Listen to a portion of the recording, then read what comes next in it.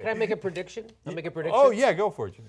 My prediction is that Hillary Clinton will continue to try to distance Donald Trump from the rest of the Republican Party, which is a losing strategy, which her down ticket Democrats asked her not to do. The DNC warned her against doing. I predict she doesn't care. Which she doesn't care. She's already proven she's going against that strategy. I predict tonight she will come out and again give the Republicans cover and not make them take responsibility for Donald Trump. That's my first prediction. Second prediction is the person who will be called for making a gaffe, if one is called on, it will be Hillary, because Donald Trump has made so many, nobody can even keep track. So it's weird, in an unfair way, she's at a disadvantage. So now if she does a gaffe, like when she did the deplorable line, that's all you heard about for weeks, because that's her only gaffe. Whereas Trump has one every 5 seconds, so nobody focuses in on them. And in a way, it kind of lets him skate, whereas she gets it way worse. So I'll look for that. If there is a thing about a gaffe, it'll be on her. She will continue to let Donald Trump distance from the Republicans. Jimmy, the problem with your two predictions are how good they are. And it makes it really hard to argue with you. Okay. Okay, and I will argue with you on the importance of this election and the importance and the difference between Hillary Clinton and Donald Trump. Okay. But I will not argue with you on those 2 points because they're nearly unassailable. Right. Thank you. Because, so two things. One on the gaffe, you're right. Yeah, I mean, Donald Trump makes a gaffe and? His life is a gaffe. Yeah. Right? So he has almost no downside because of that, unless he takes his pants off in the middle of the debate. Then, I mean, which he almost did in one of the primary debates, and he still won, right? So, great point on that. And then the other one is an even better ideological point. So this is an old Clinton strategy, triangulation. And you triangulate against your own voters. You say, look, so we've got the Democrats, they're a little too left. And you've got Republicans who are a little too right. This is the Bill Clinton strategy. She has a different version of triangulation. Well, I'm kind of in the middle. I'll go execute someone in the middle of my primary run, as Bill Clinton did, show you how tough I am. And so I'm triangulating. In this case, what she's doing is, well, look, you Democrats are already on my side. Now, you Republicans, I'm going to try to win you over by triangulating and saying, no, you're not really on Trump's side, you're on my side, right? So Republicans are reasonable people that are on my side. Trump is the unreasonable one that's away from you, okay? It's trying to pull the Republicans to her. But what you've then done is affirmed that your opponent's positions are reasonable. Okay, that is a terrible political idea.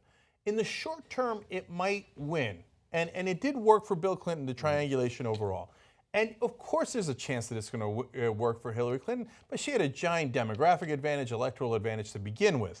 But even if she quote unquote wins, what it does is it tells the rest of the voters, don't vote for Democratic senators, don't vote for Democratic congressmen, and overall those guys are right.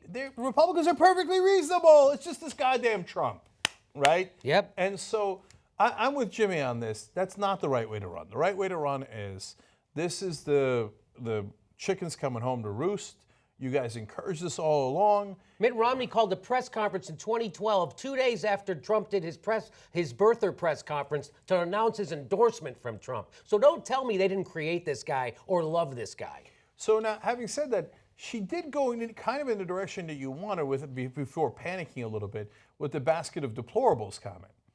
So there are those deplorables, and you should call them out, and you should make an affirmative case for not only why your side is better, but your vision is better. That, hey guys, look, Trump is going to lead you in this dark path, and we're going to get into trade wars with Mexico and China, and he's going to accidentally bomb the wrong people and praise the wrong people like Putin and allow them to do this, that, whatever, right? Okay, that's fine. Of course, that's half the equation.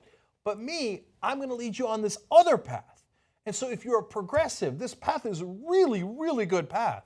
This is the path of FDR. This is the path that brought you Social Security and Medicare. And we can do more. We can do Medicare for all, right? It's a positive vision for the country. So she did these concessions to Bernie Sanders like, hey, you know what? I'll go a long way towards your college education plan, where it's nearly free college tuition. Great. but she only viewed it as a meddlesome Yes. concession. Yes. But she isn't campaigning on it. No. Now, why do you think Bernie Sanders had a 15-point lead on Donald Trump? Because people like that plan. Because they think, oh, my kid could get a shot. So if you really believe it, you fight on those grounds. Say, we're going to give your kids a shot. They're going to have just as much of a chance. Now, maybe they're not going to have as much of a chance as Donald Trump, who inherited $200 million from his daddy and then brags about it. But at least they're going to get a shot. They're going to get a fair chance in this country.